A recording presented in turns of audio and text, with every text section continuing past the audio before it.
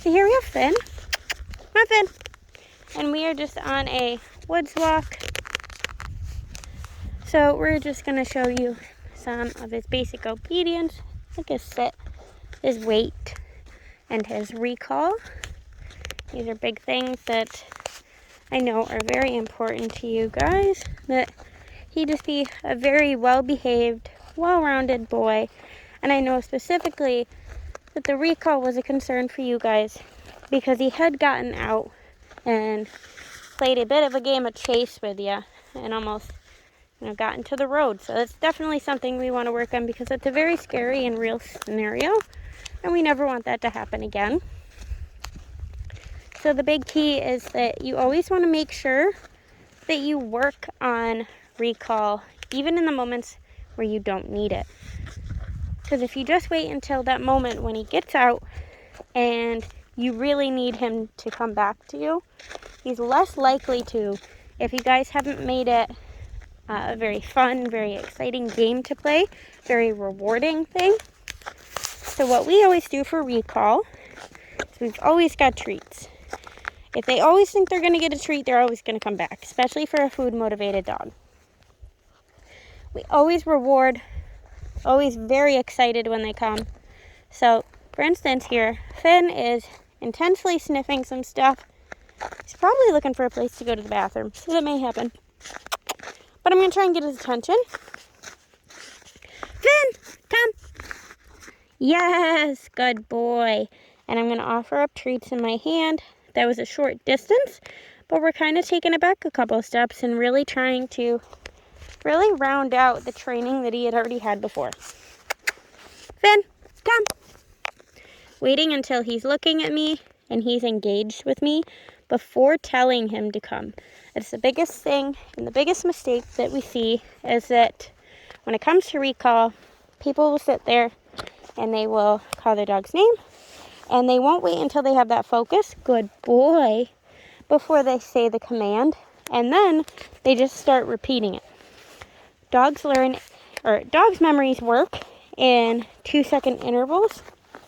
So if you repeat a command in those same 2 seconds, that's going to become the command. So if you say sit 3 times in a matter of 2 seconds, that's what it's going to be for sit. That's why we recommend saying it once, making sure you have their attention. And if you lose their attention, that's okay. You'll just regain it. And by the time you regain it, those 2 seconds have passed and it's a new interval.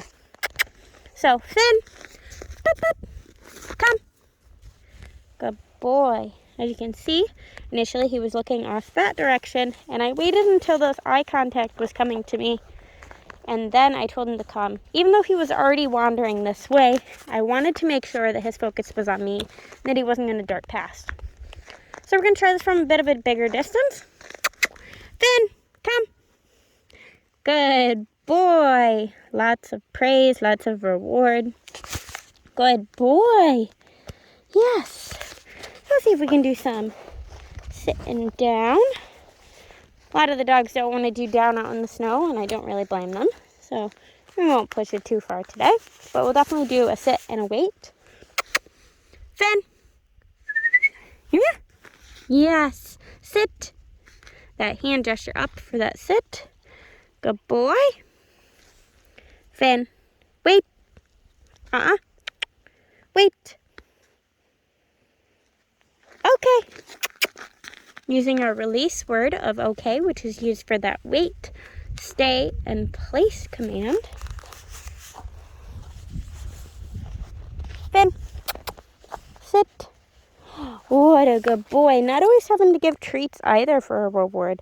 I remember Finn really liked a lot of affection, and even in the beginning, he wasn't huge on taking treats. So, because he's also older and he knows these things, he doesn't need a treat reward for these types of behaviors like sit and down. Sit. Good boy. Every single time you give that command, he does not need a treat. It's good to mix it up. Give the command once, reward with a treat. Do it again. Sit. Good boy. And then just do a physical praise with your cue or your marker words. And then you can do it again with a treat. Sit. It helps to take those steps away from having to rely on treats all the time. The only one I would recommend continuing to rely heavily on treats is your recall. Especially at this age, he's still a very young puppy. He still has a lot of growing to do. And his behavioral patterns are going to change as he gets older, and he's going to try and push those boundaries. So if you can create that strong, good recall with him now, and you continue to work on it in bigger distances, bigger spaces, more distracting spaces, the better off he's going to be when he gets to that age of being what we call the teenage phase, where they don't want to listen. So it's far more likely if you work with them regularly, 15, 20 minutes a day even. You know, break that up into a couple commercial breaks when you're watching TV. You'd be surprised what just a few minutes of training every day can do for a dog. So we're going to see if I can get him distracted, wander off again, and we're going to try and do a nice big recall.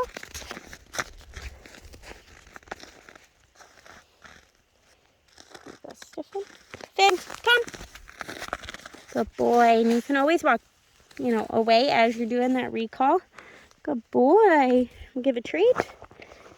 We use those marker words so we already knew that he did the right thing. Good boy. But yeah, this is this week's update video. We're going to continue to work on that recall. Basic obedience of sit, down, stay, kennel, wait, and place. And you guys will get updates every week until you pick them up.